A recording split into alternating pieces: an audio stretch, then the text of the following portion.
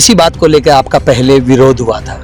कई जगहों पर लोग कहते थे कि दलाल साहब किसानों के साथ नहीं है, क्योंकि आप बेबाक तरीके से बोलते हैं। कांग्रेस के पास कोई कहने के लिए कुछ नहीं है, वो जाति पाति को चुनाव में ले जाना चाहती है। दलाल साहब, एक बात और बीजेपी के तमाम नेता कह रहे हैं कि आवाज लगाने वाले बहुत थोड़े हैं, किल्की मार गैंग बहुत थोड़ा है, साइलेंट वोट ज्यादा है, और उसी साइलेंट वोट के ऊपर बीजेपी की नजर है। वो मान रहे हैं कि ये हमारा है। और उनको ये भी पता है कि देश के लिए मोदी जी लगे हुए हैं। मोदी जी को अपने परिवार के लिए, अपने बच्चों के लिए नहीं लगे जी। 140 करोड़ लोगों के लिए लगे हुए हैं।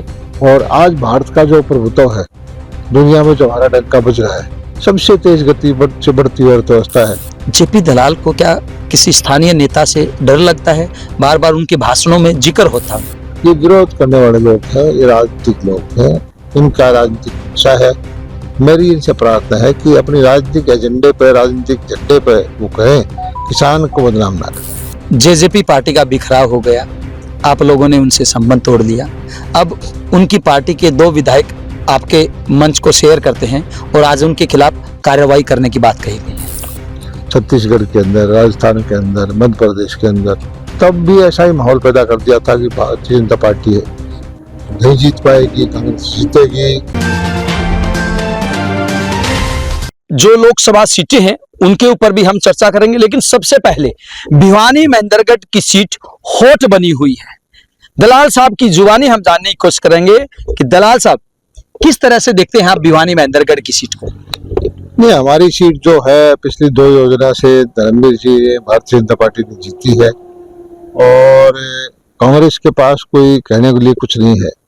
वो जाति पाति को चुनाव में ले जाना चाहती है और उसी हिसाब से उन्होंने इस बार जो टिकट है इस इलाके की हमारी काट करके और एक विशेष क्षेत्र में एक जाति का वोट लेने के लिए दी है।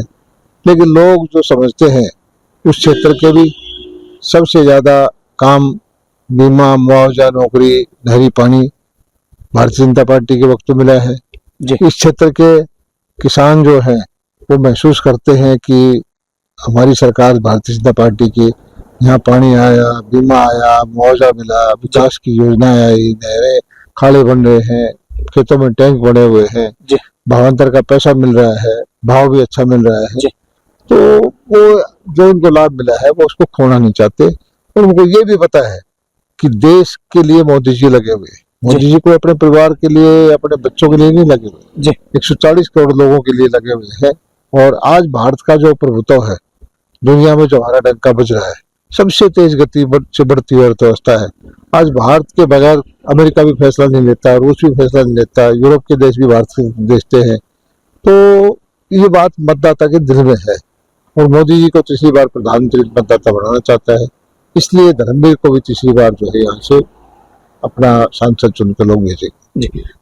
दलाल साहब, अगर हम बात करें भिवानी महेंद्रगढ़ सीट की, लोहारू हल्के की या इस तरफ के हल्कों की, वहीं दूसरी तरफ अगर हम रोहतक की साइड में जाते हैं तो समीकरण कुछ और नजर आते हैं। ऐसा है कि हरियाणा में 2 तरह के मतदाता है जी। एक वोकल और एक शांत प्रिय जी। एक लोग जो ऐसे हैं जिन्होंने पिछली सरकारों के अंदर गरीब का नौकरी हड़पी है, गरीब की योजनाओं को अपने आंख में करवाया है, वो थोड़े हैं जी। और आम जो लोग हैं जो समझते हैं कि मेरिट की नौकरी की वजह से, समान विकास की नीतियों की वजह से, गरीब कल्याण की योजनाओं की वजह से उनको लाभ मिला है, वो शांति प्रिय है। लेकिन बहुमत उनका है, वोट उनका ज्यादा आएगा, जीत उनकी। दलाल साहब, एक बात और बीजेपी के तमाम नेता कह रहे हैं कि आवाज लगाने वाले बहुत थोड़े हैं, किल्की मार गैंग बहुत थोड़ा है, साइलेंट वोट ज्यादा है, और उसी साइलेंट वोट के ऊपर बीजेपी की नजर है। वो मान रहे हैं कि ये हमारा है। ये आम लोग नहीं कह रहे, ये हमारा जो आप देख लीजिए, पिछले बार चुनाव जब भी होते हैं ये हल्ला मच जाता है। 3-4 महीने पहले चुनाव था जी, छत्तीसगढ़ के अंदर, राजस्थान के अंदर, मध्य प्रदेश के अंदर, तब भी ऐसा ही माहौल पैदा कर दिया था कि भारतीय जनता पार्टी है नहीं जीत पाएगी, कांग्रेस जीतेगी।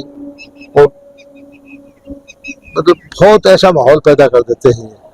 रिजल्ट आपके सामने, हर चुनाव के अंदर जो है पिछले 5-4 साल से ऐसा ही माहौल ये सोशल मीडिया के द्वारा या आवाज के द्वारा या हल्ला गुल्ला करके ये करते हैं। लेकिन ये सही है कि जो लाभ मिला है आम मतदाता को, जो योजनाओं का फायदा मिला है, जो गरीब को हक मिला है, वो आदमी बिल्कुल चुपचाप रहता है और वो बोलता नहीं है। वो जाके कमल के निशान का बटन दबा करके भारतीय जनता पार्टी को जिता देता है। दलाल साहब, एक बात और, बीजेपी के तमाम नेता धर्मवीर सिंह को जिताने के लिए एडी चोटे का जोर लगा रहे हैं। वहीं कांग्रेस पार्टी के भी तमाम नेता, किरण चौधरी की बात करें, श्रुति चौधरी की बात करें, तमाम जो और विधायक हैं, पूर्व विधायक हैं, वो सारे लोग लगातार राव दान सिंह के लिए प्रयत्न कर रहे हैं और अब की बार दावा ठोक रहे हैं कि हर हाल में हम भिवानी महेंद्रगढ़ सीट लेके रहेंगे। यहाँ सीटें दिलवाने वाले मतदाता हैं, लोग हैं, नेता नहीं, हम भी नहीं हैं जी।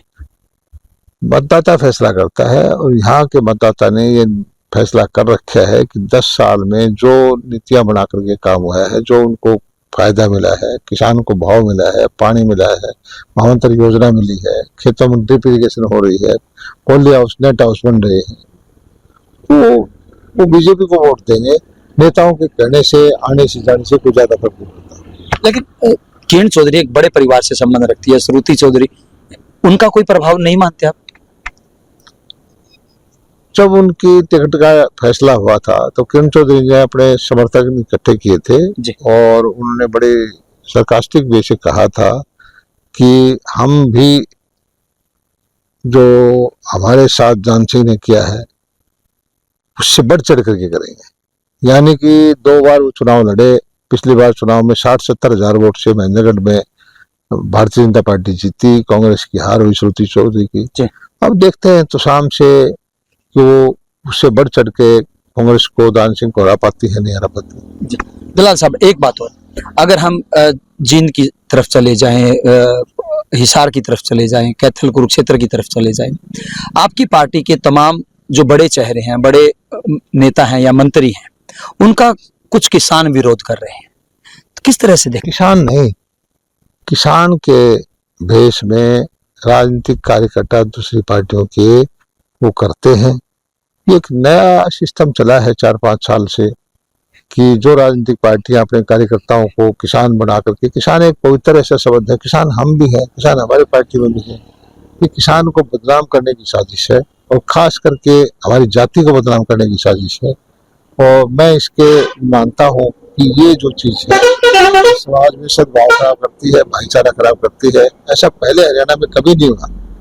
इलेक्शन जब होते थे, चौक में सभी पार्टी के नेता आते थे, सभी की बात सुनते थे, किसी को वोट दें या ना दें, गांव अपनी मर्जी का वोट डाल देते थे। लेकिन ये जो पार्टी करवा रही है, खास करके कांग्रेस पार्टी, उसका जो है परिणाम आगे भविष्य में उसके लिए खराब होगा। दलाल साहब, इसी बात को लेकर आपका पहले विरोध हुआ था। कई जगहों पर लोग कहते थे कि दलाल साहब किसानों के साथ नहीं है क्योंकि आप बेबाक तरीके से बोलते हैं। ऐसा है कि मेरा क्षेत्र है, किसान का बेटा हूँ, किसानों में रहता हूँ और मुझे खुशी होती है, फक्र होता है कि मैं किसान के घर में पैदा हुआ। आज से लावणी की, आज से जो हड़ भी जोड़ा है, सानी भी काटी है, दूध भी निकाला है और मुझे किसान का दुख दर्द पता है। और जितना काम कृषि मंत्री रहते हुए किसान के लिए मैंने किया है जी, मुझे संतुष्टि मिलती है कि मैं अपने किसान भाइयों के लिए कुछ कर पाया। और ये विरोध करने वाले लोग हैं, ये राजनीतिक लोग हैं, इनका राजनीतिक मंशा है। मेरी इनसे प्रार्थना है कि अपनी राजनीतिक एजेंडे पर, राजनीतिक झंडे पर वो कहें, किसान को बदनाम ना करें। दलाल साहब की नजर में क्या लगता है 10 सीटों पे समीकरण क्या रहेंगे? क्योंकि मैं कोई भविष्यवक्ता नहीं हूँ, लेकिन जैसे मैं बता रहा हूँ कि आम आदमी की धारणा है, गरीब की जो भाव है मोदी जी के प्रति, हमने हमारी जो नौकरियां दी है बगैर भेदभाव के, हमने किसानों के खाते में बीमा दिया है, हमने किसानों को बिजली दी है, हमने किसानों को भाव दिया है, उनकी फसल के पैसे 72 घंटे में देने की कोशिश की है, उनकी 14 फसलें खरीदते रहे हैं और व्यवस्थाओं को सुधारा है। मुझे पूरा भरोसा है कि हमें आशीर्वाद लोग देंगे।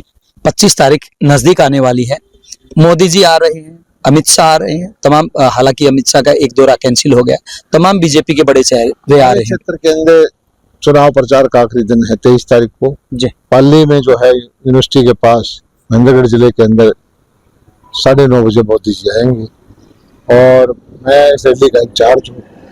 मेरे क्षेत्र में आज सुबह जाकर मैं मीटिंग लेके आया हूँ और प्रबंधन की व्यवस्था, कहाँ टेंट लगेगा, कहाँ पार्किंग होगी, कहाँ हेलीपैड बनेगा और कहाँ पानी की पीने की व्यवस्था होगी, करके आए हूँ।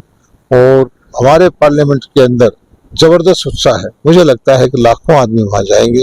ऐतिहासिक रैली होगी। मोदी जी को सुनने के लिए जनता बिल्कुल जो है बेताब है। जेपी दलाल की नजर में कितना फर्क मानते हैं? एक तरफ राहुल गांधी, प्रियंका गांधी आएंगे प्रचार करने और एक तरफ नरेंद्र मोदी आएंगे।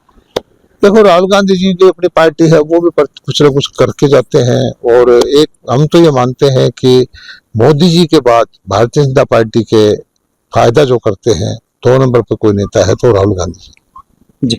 दलाल साहब, एक बात और, जेजेपी पार्टी का बिखराव हो गया, आप लोगों ने उनसे संबंध तोड़ लिया, अब उनकी पार्टी के 2 विधायक आपके मंच को शेयर करते हैं और आज उनके खिलाफ कार्रवाई करने की बात कही गई है। देखिए, विधायक की अपनी जो है आजादी है अपने विचार प्रकट करने की, वोट देने की। जब एक आदमी वोट देने का अधिकार रखता है तो विधायक भी रखता है और वो जो है उनको डराने की कोशिश है वो बुरी बात है। अब चुनाव का वक्त है, 3-4 महीने का आगे टाइम है, कोई विधायक उनसे डरने वाला नहीं है। सब अपना समझते हैं कि किस तरह से जनता के हित में फैसले लिए जाएं, वो विधायक ले रहे हैं। कांग्रेस पार्टी के साथ 3 विधायक चले गए, तीनों जेपी दलाल के खास थे, उनके संपर्क में रहते थे और छोड़ के चले गए। क्या लगता है, हवा कुछ बदलने लगी है? देखिए, ये चीज है कि इलेक्शन लड़ने वाले आदमी अपना भविष्य को देखते हैं। जी। हमारी जगह पार्टी में उनको ये लगता है कि चुनाव लड़ने का मौका नहीं मिलेगा, हमारे पास वैकेंसी नहीं है, हमारे पास उनके क्षेत्र के अंदर उनसे भी लोकप्रिय लोग जो है चुनाव लड़ने के लिए हमारी पार्टी में है जी। तो वो अपना भविष्य कर रहे हैं। मैं उनको शुभकामनाएं देता हूँ कि वो जो है अपने जहाँ भी है आगे बढ़े। जी। दलाल साहब, अंतिम प्रश्न, लोहारू हलके की बात करें, तमाम गांव में जाकर आप पार्टी की नीतियों का विस्तार कर रहे हैं और आपने जिस प्रकार से कहा कि ये इलाका पिछड़ा हुआ था, अब आपने यहाँ पे इतना विकास करवाया है, लेकिन जेपी दलाल को क्या किसी स्थानीय नेता से डर लगता है? बार बार उनके भाषणों में जिक्र होता है उनका। नहीं, मैं अपने लोगों को जागरूक करना चाहता हूँ कि जो हमारे इलाके को पिछड़ा रखने वाले लोग जो है भेष बदल करके, षड्यंत्र कर करके हमारे वोट लूटना चाहते हैं। लेकिन यहाँ का मतदाता बहुत समझदार है, पुरानी जो है पॉलिटिकल रूप से बहुत ही समझदार है। ये लोग जो है अपने भले बुरे को समझते हैं। ये लोगों को विकास की उम्मीद जगी हुई है। अब थाना तहसील की बात करें, थाना तहसील की राजनीति, कुछ लोग शोषण करते रहे, गरीब आदमी को दबाते रहे, गरीब के हक को खुद खाते रहे। मैं लोगों को वही बता रहा हूँ कि आपके क्षेत्र में जो होता था हम उसको नहीं होने देंगे और हमारी लड़ाई उन लोगों से है। हम गरीब के साथ खड़े हैं, कमजोर के साथ खड़े हैं, किसान के साथ खड़े हैं। जी बिल्कुल। ये थे हरियाणा के वित्त मंत्री जेपी दलाल, जिनका साफ तौर से कहना है कि लोहारू हलके की बात हो या फिर भिवानी महेंद्रगढ़ लोकसभा क्षेत्र की बात हो, जिस प्रकार की गुंडागर्दी पहले होती थी, जिस प्रकार का माहौल तैयार करने की कोशिश की जाती थी, अब की बार जनता जागरूक हो गई है। इससे भी एक कदम आगे इनका ये भी दावा है कि हर हाल में भिवानी महेंद्रगढ़ सीट के ऊपर वो कमल खिला के रहेंगे। जिस प्रकार के विकास कार्य लोहारू हलके में जेपी दलाल के द्वारा करवाए गए हैं, बीजेपी सरकार के द्वारा करवाए गए हैं, उन कामों का फायदा हर हाल में यहाँ की जनता जरूर देगी। हालांकि परिणाम क्या रहेगा ये तो 4 तारीख को ही पता चलेगा। बहरहाल एक बात होता है, आधी रात का समय है, उसके बावजूद भी जेपी दलाल धर्मवीर के लिए अलग अलग गांव में जाकर, अलग अलग चौक चौराहों पर जाकर धुआंधार प्रचार कर रहे हैं और धर्मवीर को जिताने के लिए एडी चोटी तक का जोर लगा रहे हैं। परिणाम क्या रहेगा ये भी देखने वाली बात होगी। वीडियो जर्नलिस्ट अमित के साथ अजय लोहान, बिंदास।